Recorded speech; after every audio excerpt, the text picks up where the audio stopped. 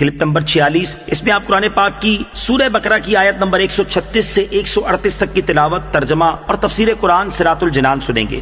بسم اللہ الرحمن الرحیم۔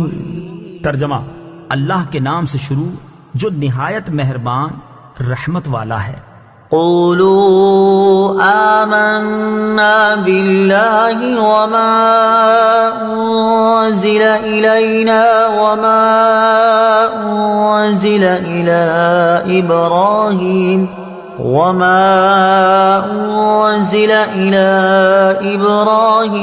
وإسماعيل وإسحاق ويعقوب والأسباط وما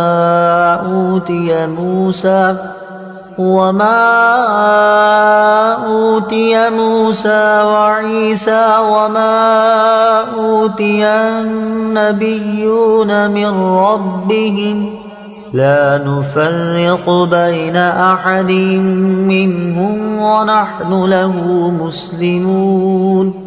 ترجمہ: اے مسلمانوں، تم کہو ہم اللہ پر اور جو ہماری طرف نازل کیا گیا ہے اس پر ایمان لائے، اور اس پر جو ابراہیم اور اسماعیل اور اسحاق اور یعقوب اور ان کی اولاد کی طرف نازل کیا گیا اور موسیٰ اور عیسیٰ کو دیا گیا اور جو باقی انبیاء کو ان کے رب کی طرف سے عطا کیا گیا، ہم ایمان لانے میں ان میں سے کسی کے درمیان فرق نہیں کرتے اور ہم اللہ کے حضور گردن رکھے ہوئے ہیں۔ قولو، تم کہو۔ تفسیر صراط الجنان میں ہے، یہاں انبیاء کرام علیہ السلام سے متعلق چند باتیں یاد رکھیں۔ نمبر 1، تمام انبیاء علیہ السلام اور تمام کتابوں پر ایمان لانا ضروری ہے۔ جو کسی ایک نبی یا ایک کتاب کا بھی انکار کرے وہ کافر ہے۔ البتہ انبیاء کرام علیہ السلام کی تعداد مقرر نہ کی جائے، کیونکہ انبیاء کرام کی تعداد کسی قطعی دلیل سے ثابت نہیں۔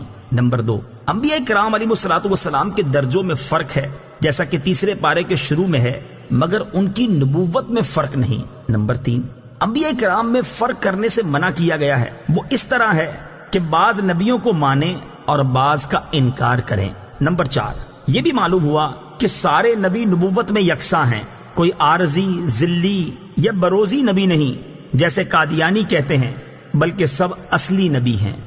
فَإِنْ آمَنُوا بِمِثْلِ مَا آمَنْتُمْ بِهِ فَقَدِ اهْتَدَوْا وَإِنْ تَوَلَّوْا فَإِنَّمَا هُمْ فِي شِقَاقٍ فَسَيَكْفِيكَهُمُ اللَّهُ وَهُوَ السَّمِيعُ الْعَلِيمُ۔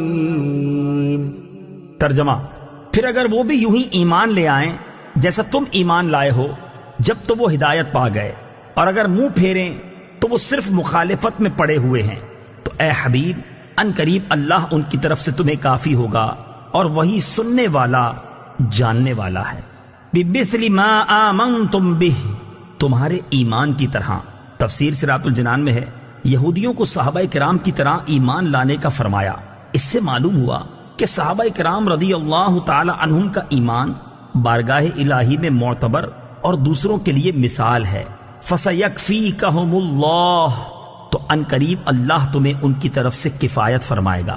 تفسیر صراط الجنان میں ہے، یہ اللہ تعالیٰ کی طرف سے ذمہ ہے کہ وہ اپنے حبیب صلی اللہ تعالی علیہ وآلہ وسلم کو غلبہ عطا فرمائے گا، اور اس میں غیب کی خبر بھی ہے کہ آئندہ حاصل ہونے والی فتوحات کا پہلے سے اظہار فرمایا۔ چنانچہ اللہ تعالیٰ کا یہ ذمہ پورا ہوا اور یہ غیبی خبر صادق ہو کر رہی۔ کفار کے حسد، دشمنی اور ان کی مکاریوں سے حضور پرنور صلی اللہ تعالیٰ علیہ وسلم کو کوئی ضرر نہ پہنچا۔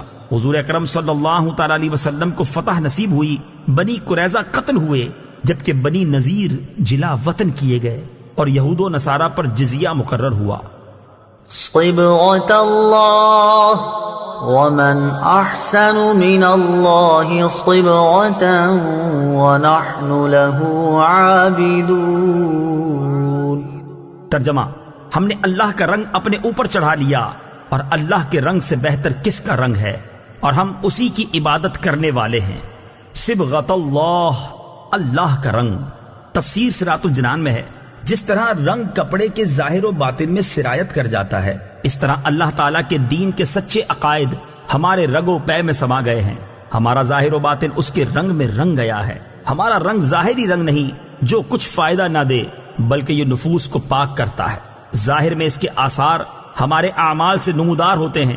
عیسائیوں کا طریقہ تھا کہ جب اپنے دین میں کسی کو داخل کرتے یا ان کے یہاں کوئی بچہ پیدا ہوتا تو پانی میں زرد رنگ ڈال کر اس میں اس شخص یا بچے کو غوطہ دیتے اور کہتے اب یہ سچا عیسائی ہو گیا۔